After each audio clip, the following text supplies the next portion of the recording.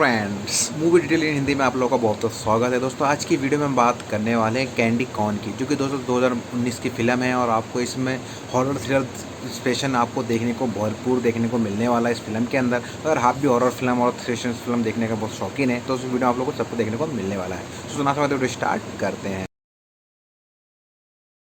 Movie शुरू होती है तो हम चार दोस्तों को देखते हैं जो कि एक रेस्टोरेंट में बैठे होते हैं। उनके ग्रुप में 3 लड़के और एक लड़की थी और उनमें से एक लड़के का नाम माइक था। ये लोग आपस में बातें कर रहे होते हैं कि हैलोवीन आने वाला है तो क्यों ना हम लोगों को टॉर्चर करें। माइक कहता है कि हमेशा की तरह मैं तो जेकब को बुली करूंगा, उसे टॉर्चर करूंगा।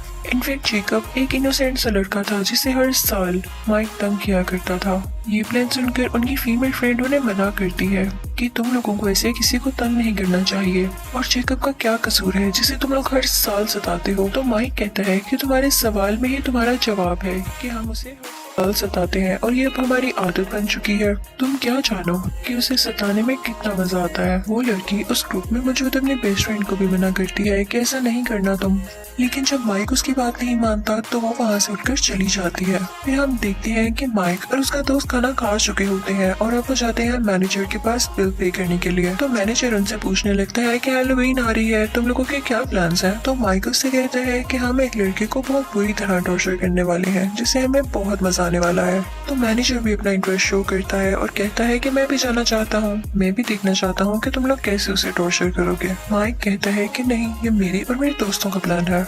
तो वो मैनेजर उसे काफी रिक्वेस्ट करता है और आखिरकार माइक मान जाता है उसे अपने साथ ले जाने के लिए जेकब को टॉर्चर करने। अब हम जान लेते हैं कि जेकब था कौन। वो एक मेंटली लड़का था जिसका दिमाग ठीक से काम नहीं करता था और ना वो ज्यादा कुछ सोच पाता था। उसे कैंडीज खाना बहुत पसंद था और सबसे बढ़ के कॉर्न कैंडी, जिसे वो एक पम्पकिन बास्केट में लिए फिरता था। वो एक फेस्टिवल की तरफ जाता है। बेसिकली वो यहाँ पर के तौर पर आया था।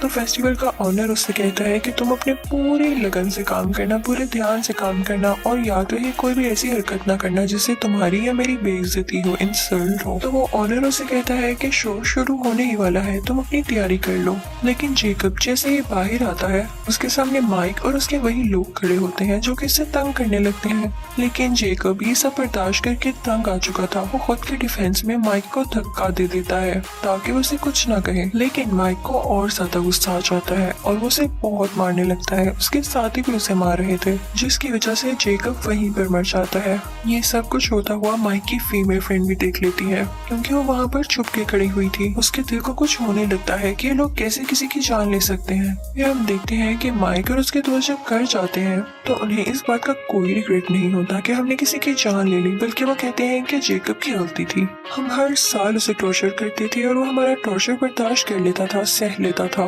लेकिन इसी साल उसने खुद को प्रोटेक्ट करने के चक्कर में मुझे धक्का दिया, तो क्या मुझे गुस्सा ना आता। यानी इतने जालिम थे ये लोग। देखते हैं कि माइक की वही फीमेल फ्रेंड बहुत बुरा फील कर रही होती है जेकब को लेके। जब फेस्टिवल में शो का ऑनर ये देखता है कि जेकब को किसी ने मार दिया है तो उसे बहुत गुस्सा आता है कि मेरी वर्कर को कोई ऐसे मारकर कैसे जा सकता है। वो दिल का अच्छा इंसान होता है। वो जेकब की बॉडी को उठाकर अंदर ले आता है और उसके फेस पर कोई मास्क पहनाता है। उसके बाद वो एक रिचुअल करने लगता है जिससे किसी की सोल उसके अंदर आ जाती है और अब जख्मी जेकब फिर से जिंदा हो जाता है ताकि वो बदला ले सके उन लोगों से अपने मर्डर का। दूसरी तरफ हम देखते हैं कि माइक की फीमेल फ्रेंड टाउन के शेरिफ के पास जाती है और उसे सब कुछ बताती है कि जेकब को किन लोगों ने मारा और किस तरह मारा। तो शेरिफ ये सब सुनकर कहता है कि ठीक है, मैं इसे नोट कर लेता हूँ, लेकिन अभी तक मेरे पास इसकी कोई रिपोर्ट नहीं आई। लेकिन जब शेरिफ को पता चलता है कि टॉर्चर करने वालों में से एक उसका बेटा ही था यानी माइक, तो उसे यकीन नहीं आता कि मैं टाउन का शेरिफ हूँ और मेरा बेटा ऐसे कर सकता है। तो वो सीधा उस फेस्टिवल के ऑनर के पास जाता है और उसे पूछता है कि जेकब कहाँ पर है, उसे क्या हुआ था। तो वो ऑनर उससे कहता है कि सबको गलत लगा कि वो मर गया है, वो बस कुछ जख्मी था, अब मैंने उसे रेस्ट करने उसके घर भेजा है। क्योंकि बात तो सच थी कि ऑनर की उस हरकत के बाद हम जेकब को मरा हुआ तो काउंट नहीं कर सकते थे ना। शेरिफ सीधा जेकब के घर जाता है और दरवाजा नॉक करने लगता है, लेकिन कोई भी दरवाजा नहीं खोलता तो वो वापस आ जाता है। फिर हम माइक की उस फीमेल फ्रेंड को देखते हैं। उसका एक दोस्त उससे मिलने आता है और वो उसे बताता है कि शेरिफ ने इन्वेस्टिगेशन की है और उन्हें पता चला है कि जेकब अभी जिंदा है। ये सुनकर उस लड़की को थोड़ा सुकून होता है कि शुक्र है वो जिंदा तो है। फिर हम देखते हैं कि मैनेजर जिसने माइक के साथ मिल के जेकब को मारा था वो किसी को बता रहा होता है कि मेरी हार्वेन बहुत अच्छी गुजरी, मैंने बहुत मजा किया पहली बार। और फिर उसके उसके बाद वो वॉशरूम आता है जहाँ पर वही पंपकिन बास्केट पड़ी होती है और उसमें कॉर्न कैंडी होती है। वो उसे खाने लगता है और तभी वहाँ पर जेकब आ जाता है। जेकब उसका पेट चीट कर उसे पूरी तरह से मार डालता है, यानी उसने अपने एक मर्डर से बदला ले लिया था। उस जगह पर शेरिफ भी आ जाता है और इन्वेस्टिगेशन करने लगता है। हर तरफ कैंडी कॉर्न बिखरी हुई थी। जब शेरिफ इन्वेस्टिगेशन करता है तो उसे पता चलता है कि उस रात जेकब को टॉर्चर करने वालों में से ये मैनेजर भी था। तो उसे पता नहीं क्यों ये शक होता है कि इसके पीछे जेकब का हाथ है, जेकब ने ही इसे मारा है। वहाँ पर माइक की वो फीमेल फ्रेंड भी होती है जो कि अपने बेस्ट फ्रेंड के साथ आई होती है। तो शेरिफ उनको भी सब कुछ बताता है, जो कि जाकर वो माइक और उसके दोस्त को बताते हैं। माइक कहता है कि ये तो पॉसिबल ही नहीं है कि जेकब किसी का मर्डर कर सके, उसमें इतनी हिम्मत कहाँ से आई। उसमें अगर इतनी हिम्मत होती तो वो खुद को बचा न लेता। और जहाँ तक बात रही मैनेजर के मर्डर की, तो हो सकता है उसके किसी दुश्मन ने उसका मर्डर किया हो, जरूरी तो नहीं है कि जेकब ही हो। तो बाकी सब लोग भी इस बात को मानने पर तैयार हो जाते हैं कि हो सकता है कि उनका ख्याल ही हो। लेकिन जैसे ही वो लोग माइक के दोस्त के घर से जाते हैं तो उसे अजीबोगरीब हरकतें महसूस होना शुरू हो जाती हैं अपने घर में। वो आगे बढ़कर देखता है तो उसे भी वही पंपकिन बास्केट दिखाई देती है। वो बहुत हैरान होता है कि ये यहाँ पर कैसे आ गई, और इसी हैरानी में उस पर जेकब अटैक कर देता है। वो उसे दीवार के साथ लगा के अपने हाथ से ही उसकी स्पाइनल कॉर्ड यानी रीढ़ की हड्डी खींच लेता है, जिससे उसकी फौरन डेथ हो जाती है। दूसरी तरफ हम देखते हैं कि शेरिफ को पूरा शक होता है कि ये मर्डर जेकब ही कर रहा है। तो वो दोबारा से उस फेस्टिवल ओनर के पास जाता है। तो वो उसे आगे से कहता है कि मैंने आपको बताया ना कि वो जख्मी था और मैंने उसे अपने घर रेस्ट करने के लिए भेजा है। अभी वो लोग बात कर ही रहे होते हैं तो एक और पुलिस ऑफिसर वहाँ पर आकर शेरिफ को बताता है कि माइक के एक और दोस्त का मर्डर हो गया है। शेरिफ वहाँ पर जाकर देखता है तो उसे वहाँ पर भी कॉर्न कैंडी मिलती है। अब शेरिफ का शक सच्चा साबित हो चुका था।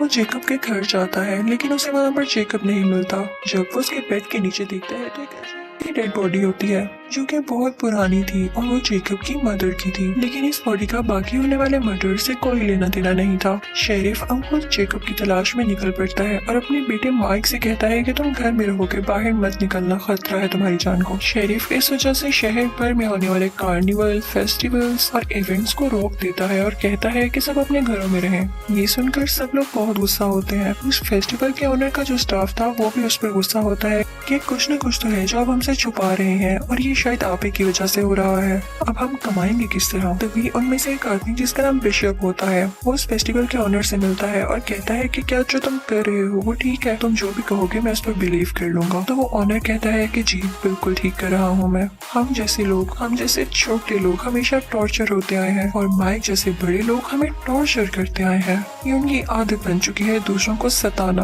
और उनका दिल दुखाना। असल में माइक और उसके साथियों ने ही जेकब को मारा है। मैंने बस उसे जिंदा किया कि वो अपने मर्डर का बदला ले सके। तो आप मुझे बताएं क्या ये गलत बात है। ये बात ऑनर के सब स्टाफ मेंबर्स के सामने भी आ जाती है और वो एग्री हो जाते हैं कि हम इस ऑनर का साथ देंगे क्योंकि सच कह रहा है। टॉर्चर करने वालों के खिलाफ उनके अगेंस्ट कोई ना कोई स्टेप तो लेना होगा। फिर हम देखते हैं कि माइक की फीमेल फ्रेंड और उसका दोस्त एक जगह पर होते हैं। वो लड़की कुछ टाइम के लिए अंदर जाती है और जब बाहर आती है तो देखती है कि उसके दोस्त की डेड बॉडी पड़ी हुई है। उसे समझ नहीं आता कि क्या हो गया और इसी दौरान जेकब उसके पीछे आता है और उसकी जुबान बाहर खींच देता है, जिसकी वजह से वो भी मर जाती है उसी टाइम। शेरिफ भी उसी जगह पर आता है जहाँ पर वो फीमेल फ्रेंड और उसका दोस्त था, ये चेक करने के लिए कि क्या वो लोग ठीक हैं। और जब वो अंदर जाता है तो देखता है कि उन दोनों की डेड बॉडीज पड़ी हुई है वहाँ पर। वो सारी बात समझ जाता है और फिर अपने बेटे माइक को कॉल करता है और कहता है कि देखो तुम्हारे दोस्त तो मारे जा चुके हैं, तुम मेरी बात मानो तो अपने घर के अंदर ही रहना, बाहर मत निकलना क्योंकि जेकब अब तुम्हें मारने वाला है। लेकिन माइक को गुस्सा आ जाता है और वो अपने घर से निकलता है उस कार्निवल यानी फेस्टिवल वाली जगह पर ताकि वो वहाँ के ओनर से पूछ सके क्या फिर मसला क्या है। लेकिन तभी उस ओनर का एक आदमी उसे मारकर बेहोश कर देता है। शेरिफ जब घर पहुंचता है और अपने बेटे को ढूंढता है तो वो उसे वहाँ पर नहीं मिलता। वो देखता है कि फेस्टिवल का ओनर है वहाँ पर। वो उस पर गन पॉइंट कर लेता है और पूछता है कि मेरा बेटा कहाँ पर है। लेकिन तभी उसके पीछे से बिशप आता है और उस पर अटैक करके उसे बेहोश कर देता है। फिर वो ऑनर आगे बढ़ के एक चाकू से उसका गला उसके जिस्म से अलहदा कर देता है, जिससे वो मारा जाता है। अब हम माइक को देखते हैं जिसकी आंख खुलती है तो वो देखता है कि वो एक चेयर से बंधा हुआ है, उसके आसपास कोई भी नहीं है और वो हेल्पलेस है। तभी दूर से वो शेरिफ की गाड़ी को आते हुए देखता है यानी उसके फादर की गाड़ी को। तो वो खुश हो जाता है कि मेरे फादर आ गए मुझे बचाने के लिए। लेकिन ये उसकी गलत फहमी थी क्योंकि गाड़ी में तो उसका फादर था ही नहीं, बल्कि उसका सर गाड़ी के ऊपर था, कटा हुआ सर, जिसे देख के माइक रोने लगता है क्योंकि वो जानता था कि वो भी मारा जाएगा, उसके फादर जो नहीं रहे, कोई भी नहीं रहा।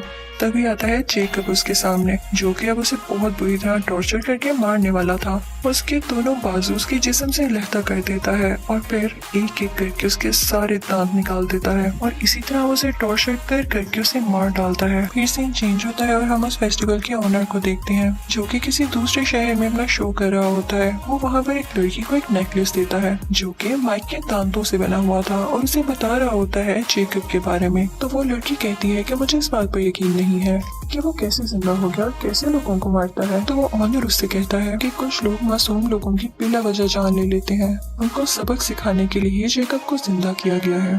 फिर मूवी के लास्ट सीन में हम देखते हैं कि जेकब अपने घर में वही मास्क पहने बैठा होता है और वो अपनी फेवरेट कॉर्न कैंडी खा रहा होता है, और इसी के साथ ये मूवी एंड हो जाती है।